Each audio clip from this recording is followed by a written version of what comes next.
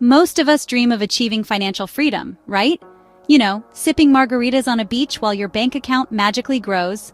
Sounds amazing, huh? Well, here's the bad news.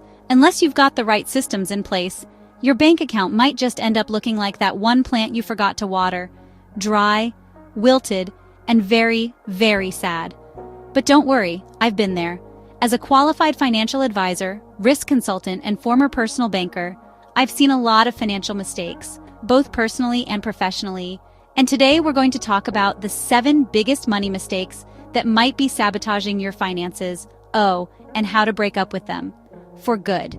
As always, please remember we do not provide financial advice. The material covered is either for information purposes or for fun only. Now that's out of the way, let's dive in. Okay, money mistake number 1, keeping your head in the sand.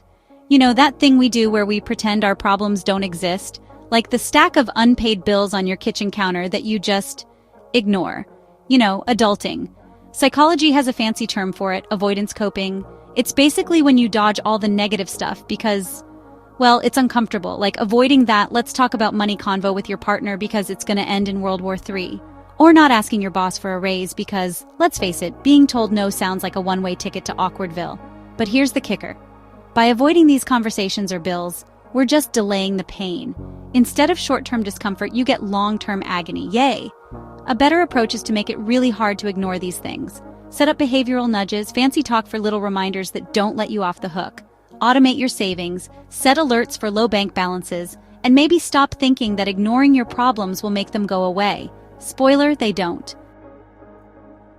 Here's a quick question. Do you ever find yourself scrolling through Instagram, seeing Karen's perfect vacation photos, and suddenly wondering if your life is an absolute failure because you're sitting at home in sweatpants watching Netflix? Welcome to the Keeping Up with the Joneses syndrome. Obsessively comparing yourself to others is one of the fastest ways to drain your finances. You see someone else upgrading their car, so naturally you need to do the same. Someone's got a designer bag? Well, you deserve one too, right? The problem is, this constant comparison trap leads to spending money on things that you don't even really want or need. You're just trying to one-up Karen, and let's face it, Karen's not even that cool. Instead of playing the comparison game, here's a better exercise. Create an ideal day list. Seriously, get a pen and paper and write down what your dream day looks like. Be specific. Now, every time you're tempted to buy something, ask yourself, does this fit into my dream day? Spoiler alert, that overpriced handbag probably won't bring you happiness in the long run. This one's for all my fellow hoarders, of cash that is. If you've got a savings account that looks more like a dragon's lair, just sitting there gathering dust, you're missing out on a big opportunity. You see, money sitting still is lazy money. You've worked so hard to save it, but now it's just chilling in your account while inflation slowly eats away at it. Sound familiar? The key is to put your money to work. Invest in yourself first, such as courses, skills, anything that can boost your earning potential. This way, you become the best asset. For example, learning a new skill like video editing could lead to extra income streams. Or, if you prefer something longer term, invest in index funds. They have a much higher return rate than your savings account, where your money's probably earning less than your socks in the dryer. What's your time worth?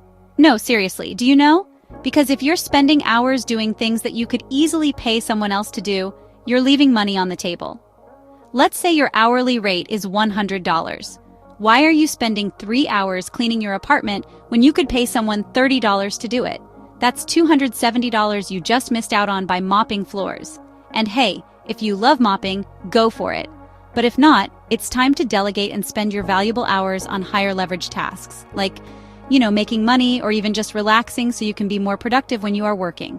Know your worth, track your time, and start outsourcing low-value tasks. Your future self will thank you. Here's the deal.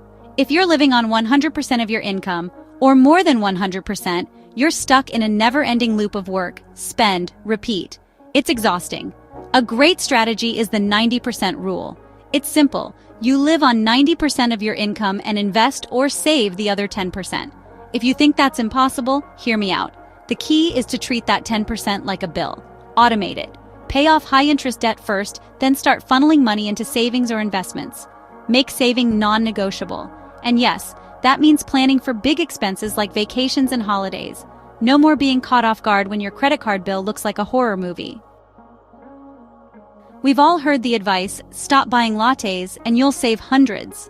But while cutting back is important, here's the truth. There's a limit to how much you can cut. There's no limit, however, to how much you can make.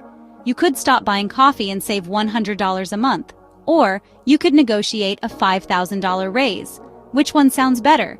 Instead of obsessing over cutting pennies, focus on how you can make more. Ask for that raise, start a side hustle, invest in new skills. There's a ceiling on saving, but the sky's the limit on earning. This one's simple. If you don't track your expenses, you're driving blind. You have no idea where your money is going, and that's how you end up asking, wait, where did my paycheck go? Tracking your expenses is like putting a GPS on your money. Know where it's going, and you can steer it toward your goals. Those are the 7 big money mistakes that might be secretly sabotaging your finances. If any of these hit a little too close to home, don't worry, you're not alone. The key is to recognize the problem and start making small changes today. Let me know your thoughts in the comments. Thanks for hanging with me. If you liked this video, you're going to love the one on your screen right now. It's packed with even more great information and tidbits for you to enjoy. Click it, and we'll see you on the other side.